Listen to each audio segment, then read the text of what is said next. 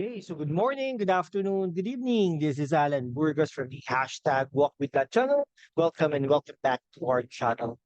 Before we start our conversation, the usual saying, no, let us just honor our subscribers. They are now 6,600. Wait lang, ha? 6,263 subscribers. Thank you so much. And all of our subscribers are located around the world. And each continent that we have a subscribers out there or that area. Thank you so much. Friends, if you are not yet subscribed to our channel, please do it so now so that we can be able to maintain and sustain this channel. And you will be a part of this growing family. Imagine we are 6,263 strong family and more. Thank you so much. God bless you all. Okay, so ano po tayo, no? Pag-usapan po natin is with regards yung statement po ni dating Pangulong Rodrigo Roa Duterte ng Davao City. Nandun po siya sa Davao City, nag-press conference po siya, kasama niya po si Bebot Alvarez, Congressman Bebot Alvarez, ang dating speaker ni Rodrigo Roa Duterte. No? Alam naman po natin na napatalsik si Bebot Alvarez bilang speaker sa panahon po ni Pangulong Rodrigo Roa Duterte. Parang hindi pa yata siya nakakadalawang taon. Pinalitan po siya ni dating Pangulong Gloria Macapagal Arroyo. Okay?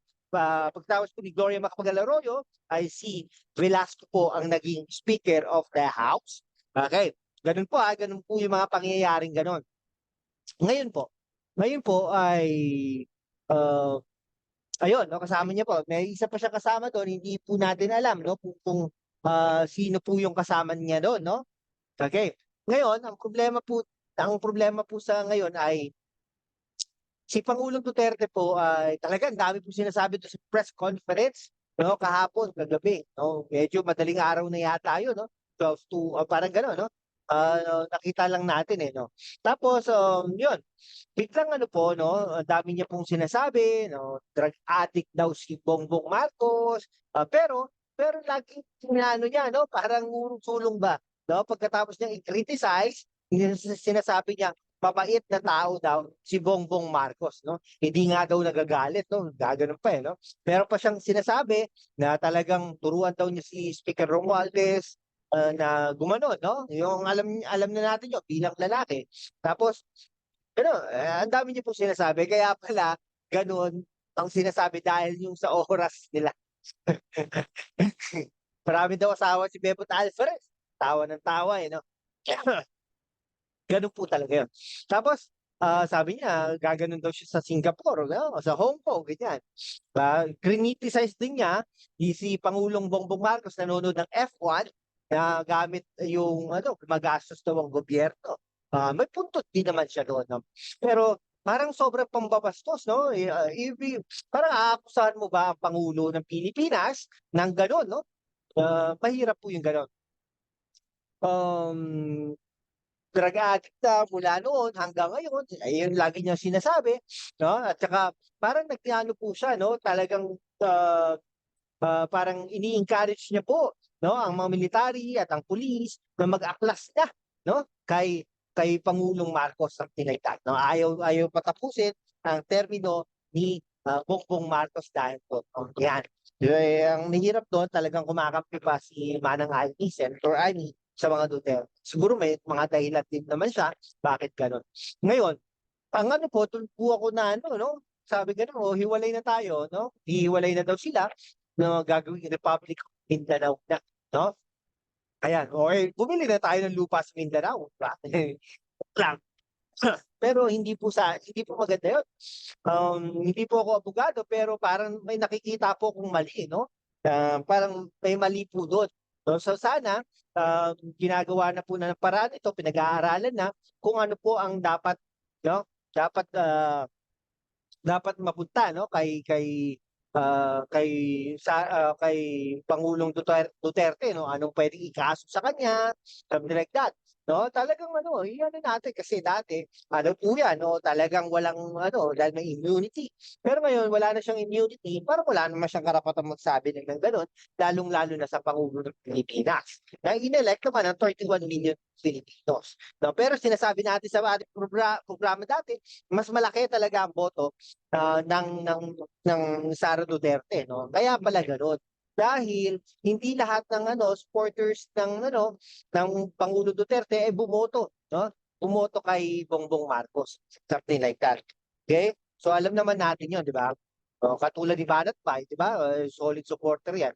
Hindi siya, ang binoto lang niya yung anak anak ni Pangulong Duterte dahil gano'n. Kaya pala gano'n, no? Kaya naiintindihan natin ngayon. Kaya po talaga ayaw naman niya kay Bongbong Marcos. Hindi ko alam kung sino ang binoto niya, ano? Baka si Leni Robredo, nakaaway niya. Something like that. Pero maling-mali po na ihiwalay ang Mindanao, no? Mindanao ihiwalay na sa Pilipinas, nasa Pilipinas. Okay? Eh, hindi po natin alam bakit po gano'n, 'di ba? Bakit hihiwalay ang Mindanao, no? Lagi meron po siya chance na ayusin ang Mindanao, 6 na taon. Pero bakit po gano'n? Hindi nangyari, hindi gumanda ang Mindanao, no? Marami pa ring ano, 'di ba? Kaguluhan sa Mindanao. Eh, siya na yung pangulo ng Pilipinas. So dapat napaganda na niya, no? Eh, tinanggap naman ng mga taga Luzon, taga Visayas na talagang uunahin niya ang Mindanao. Pero hindi gano'n. Pero biglang lumabas ngayon, yung last 3 years natin sa isang congressional district, no, ng ano, may 51 billion pesos pala ang kanyang anak, no, si Congressman Pulong Duterte. Saan napunta 'yon?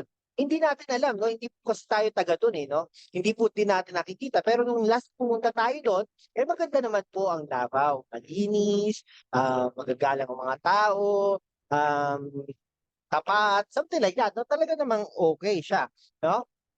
Pangulo na siya nung napunta tayo do'n, okey?